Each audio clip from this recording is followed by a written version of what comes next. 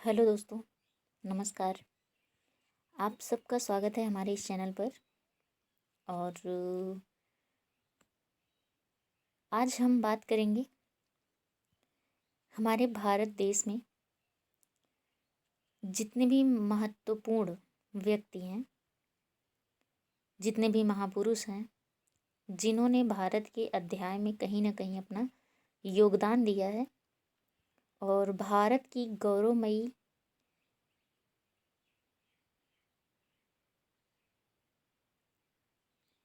और संपूर्ण विश्व की एक अच्छी ख्याति प्राप्त करने वाले भारत में जन्म लिया। और उन्होंने अपने जीवन में किस तरीके से, कौन से जगह पे, किस मोड़ पर हर समय अपने बलिदान को देते रहे, समाज में, परिवार में किस तरीके से उन्होंने अपनी आस्था विश्वास बनाए रखा और एक जिम्मेदारी पूर्ण जो व्यक्तित्व सब में झलकना चाहिए, किस तरीके से इन्होंने अपने देश के लिए त्याग किया। तो आज हम बात कर रहे हैं श्री रामचंद्र जी की, जो कि आप यहाँ पर देख करके समझ गए होंगे कि आज हम बात करेंगे किस बारे में। तो आप यहाँ पर देख करके समझ सकते हैं कि आज हम बात करने जा रहे हैं जिसके बारे में हम सबको पता है, एक सम्मानित, एक महत्वपूर्ण व्यक्तित्व जो सबके दिलों में छाप छोड़ गए हैं, हमारे भगवान के रूप में पूजनीय श्री रामचंद्र जी के बारे में। तो आइए हम बात करते हैं, इन्होंने अपने जीवन के सुख दुख को किस तरीके से मिल बांट कर सहा, कितनी कठिनाइयों में भी इन्होंने अपना संघर्ष जो है नहीं छोड़ा और अपने जीवन के सभी मोड़ पर इन्होंने सफलता हासिल की। दुख तो जीवन में सभी के आते हैं, इन्होंने अपने जीवन के दुख को, उसकी नैया को कैसे पार किया, आज हम इस बारे में बात करेंगे। तो आइए चलते हैं। श्री रामचंद्र जी का व्यक्तित्व ऐसे उच्च मानवीय गुणों से संपन्न था जो कि आज भी उनके जीवन आदर्श मनुष्य बनने की प्रेरणा देने वाला अक्षय स्रोत बना हुआ है। श्री रामचंद्र जी के जीवन की मुख्य घटनाओं तथा प्रसंगों से उनके चरित्र की श्रेष्ठता का हम सबको पता चलता है। अयोध्या के महाराज दशरथ के वे सबसे बड़े पुत्र थे। श्री राम के भाई भरत, लक्ष्मण तथा शत्रुघ्न उनके साथ अत्यधिक प्रेम तथा सम्मानपूर्ण व्यवहार करते थे। भरत की माँ कैकेयी, लक्ष्मण और शत्रुघ्न की माँ सुमित्रा, उन्हें उतना ही स्नेह मिला जितना उन्हें अपनी माँ कौशल्या से मिला था। पिता, गुरुजन तथा जनता के सभी वर्गों के साथ श्री रामचंद्र जी का व्यवहार बहुत ही मृदुल एवं शिष्ट था। वे अपने छोटे भाइयों को प्रसन्न करने के लिए कभी कभी खेल में स्वयं हार कर उनको विजयी बना देते थे ताकि उनके भाइयों को खुशी हो। ऋषि विश्वामित्र राक्षसों के उपद्रव के कारण आश्रम में यज्ञ नहीं कर पा रहे थे। आश्रम वासियों की रक्षा और निर्विघ्न यज्ञ करने में सहायता के लिए वे राजा दशरथ के पास आए। ऋषि ने राजा से राम और लक्ष्मण को मांगा। पिता की आज्ञा मानकर राम और लक्ष्मण ऋषि के साथ आश्रम पहुंचे। दोनों राजकुमारों ने अद्भुत साहस तथा शौर्य के साथ आश्रम वासियों की रक्षा की। अत्याचारी राक्षसों का दमन कर उन्होंने आश्रम और उसके आसपास शांति स्थापित की। इसी बीच विश्वामित्र को जनकपुर में राजकुमारी सीता के स्वयंवर का समाचार प्राप्त हुआ। राजा जनक जी ने यह शर्त रखी थी कि शिव के धनुष को उठाकर उसकी प्रत्यंचा चढ़ाने वाले के साथ ही सीता का विवाह किया जाएगा। अपने गुरु का आदेश पाकर श्री राम जी ने शिव धनुष को उठाया और प्रत्यंचा चढ़ाते ही शिव धनुष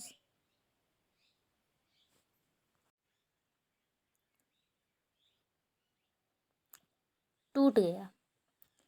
सीता जी के साथ विवाह के बाद राम जी अयोध्या लौटे और उनका जीवन सुखपूर्वक व्यतीत होने लगा। अब राजा दशरथ वृद्ध हो चले थे। वे राम का युवराज पद पर अभिषेक करके शासन के भार से मुक्त होना चाहते थे। उनकी इच्छा के अनुसार अभिषेक की तैयारियां होने लगी। तभी दासी मंथरा ने कैकेयी के कान भर दिए। मंथरा के बहकावे में आकर कैकेयी ने राजा से 2 वर मांगे थे, जिनके लिए राजा पहले ही वचन दे चुके थे। इन वरों का संबंध देवासुर संग्राम की घटना से था। उसमें दशरथ ने देवों के पक्ष में असुरों के विरुद्ध युद्ध किया था। युद्ध स्थल में कैकेयी ने बड़े साहस के साथ राजा जी की सहायता की थी। इसी से प्रसन्न होकर के राजा जी ने कैकेयी को 2 वरदान मांगने के लिए कहा था। कैकेयी ने उस समय वरदान नहीं मांगे और भविष्य में कभी मांग लेने की बात कही थी। आज वही दिन था जब कैकेयी ने राजा को उन्हीं वचनों को याद दिलाते हुए अपने वरदान की मांग की। एक वरदान में उसने अपने पुत्र भरत के लिए अयोध्या का राज्य मांगा और दूसरे में राम के लिए 14 वर्ष का वनवास। राजा बहुत ही दृढ़ प्रतिज्ञ थे और प्रण के पालन के लिए वे अपने प्राण की भी चिंता नहीं करते थे। अपने प्रिय पुत्र राम जी को वनवास देने की कल्पना ही उनके लिए अत्यधिक कष्टदायक थी। फिर भी वचन के धनी राजा ने अपना प्रण निभाया। राम के वियोग में दशरथ जी का जीवित रह पाना कठिन था, लेकिन उन्होंने अपना प्रण नहीं छोड़ा। राम पिता की आज्ञा को सुरोधार कर सहर्ष वन के लिए चल पड़े। उनके साथ सीता और लक्ष्मण ने भी वन की राह पकड़ी। राम की अनुपस्थिति में राजा दशरथ की मृत्यु हो गई। भाई भरत राम को मनाकर अयोध्या वापस लाने के लिए चित्रकूट गया। उस अवसर पर भी राम ने पिता की आज्ञा के पालन पर दृढ़ रहने का संकल्प दोहराया और वनवास की अवधि पूरी होने पर अयोध्या लौटने का आश्वासन भरत को दिया। जब वे अयोध्या से वन की ओर जा रहे थे तब नदी पार करते समय उनकी भेंट निषाद राज गुह से हुई। गुह ने भावविभोर होकर उनका स्वागत किया। रामचंद्र जी ने उनके अपनेपन के भाव को सम्मान दिया और वे गले लगाकर उनसे मिले। भीलनी सबरी के आतिथ्य को भी उन्होंने सहर्ष स्वीकार किया। इन सब बातों से पता चलता है कि वे छुआछूत या ऊंच नीच की भावना से किसी के साथ कोई व्यवहार नहीं करते थे। वनवास की अवधि में श्री रामचंद्र को अनेक बार कठिन परिस्थितियों का सामना करना पड़ा।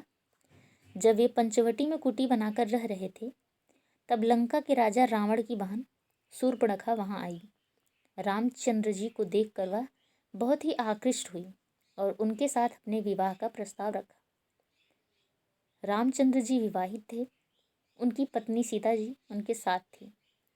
उन्होंने शूर्पणखा के प्रस्ताव को ठुकरा दिया और शूर्पणखा हठ के कारण लक्ष्मण जी ने उसे दंडित किया तो वह क्रुद्ध होकर रावण के पास पहुंची। रावण उसके अपमान से बहुत ही क्रोधित हुआ। इसके बाद उसने छलपूर्वक सीता जी का अपहरण किया। रामचंद्र जी ने सीता की खोज की। हनुमान ने लंका जाकर सीता जी का पता लगाया। रामचंद्र जी ने अंगद को लंका भेजकर शांतिपूर्वक सीता जी को वनवास वापस पाने का प्रयत्न किया, किंतु घमंड में चूर रावण ने कोई ध्यान ही नहीं दिया। अंत में युद्ध की स्थिति बन गई। संकट की स्थिति में श्री रामचंद्र जी ने अयोध्या से कोई सहायता नहीं मांगी। उन्होंने भरत को इस संबंध में कोई समाचार नहीं भेजा। किष्किंधा के राजा सुग्रीव और अंगद, हनुमान आदि की सहायता से उन्होंने अपनी सेना तैयार की और अपने बाहुबल से रावण को युद्ध में परास्त किया।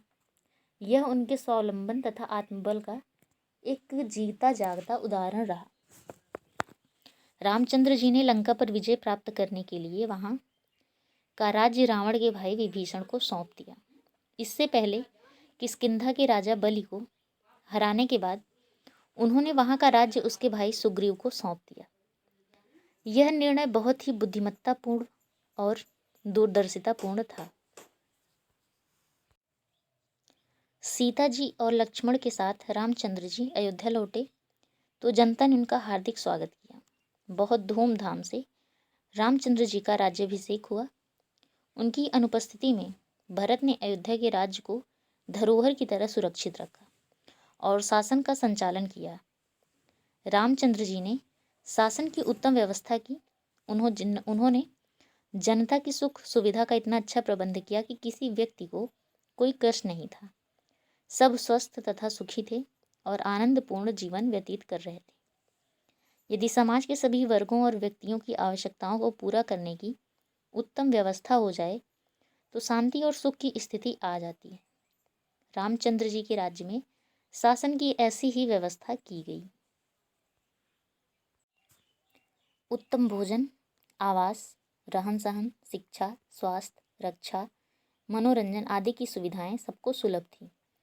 फलस्वरूप कोई रोगग्रस्त नहीं होता था। सब मन लगाकर अपना अपना काम करते थे। अन्न, फल, दूध, घी आदि का पर्याप्त उत्पादन होता था। इसलिए लोगों को किसी प्रकार के अभाव का सामना नहीं करना पड़ता था। लोग आपस में मिलजुल कर प्रेम भाव से रहते थे। रामचंद्र जी के राज्य में जनता को वे सभी सुख सुविधाएं सुलभ थी जिनकी आज के लोक कल्याणकारी राज्य में कामना की जाती है। इसीलिए राम राज्य लोक कल्याणकारी राज्य का पर्याय बन गया। तुलसीदास जी ने रामचरितमानस में राम राज्य का विशद वर्णन किया है। महात्मा गांधी जी ने भी राम राज्य की उत्तम व्यवस्था से बहुत प्रभावित होकर के अपनी बात को रखा था। इसलिए उन्होंने भारत में राम राज्य की स्थापना का आदर्श सामने रखा और उसी के लिए जीवन भर प्रयास किया। तो यहाँ पर हम रामचंद्र जी के जीवन के बारे में अच्छे से जान लिए हैं। आप सब इस कहानी को सुनकर समझकर हमें बताइएगा कि आपने ऐसी कौन सी कहानी राम जी के बारे में सुनी है जो आपको सबसे ज़्यादा प्रिय है। आप हमें कमेंट बॉक्स में ज़रूर बताइएगा। इसके साथ ही आप हमें राम राज्य को आदर्श राज्य क्यों कहा गया है, इस प्रश्न का भी उत्तर दीजिएगा। तो बने रहिएगा हमारे साथ। हम अगली कड़ी में लेकर के आएंगे महर्षि दधीची जी को, जिन्होंने भारत के एक साकार भविष्य के लिए अपने आप को किस तरीके से समर्पित किया था, उसके बारे में हम जानेंगे। तो आज के लिए बस इतना ही। आप सबको धन्यवाद।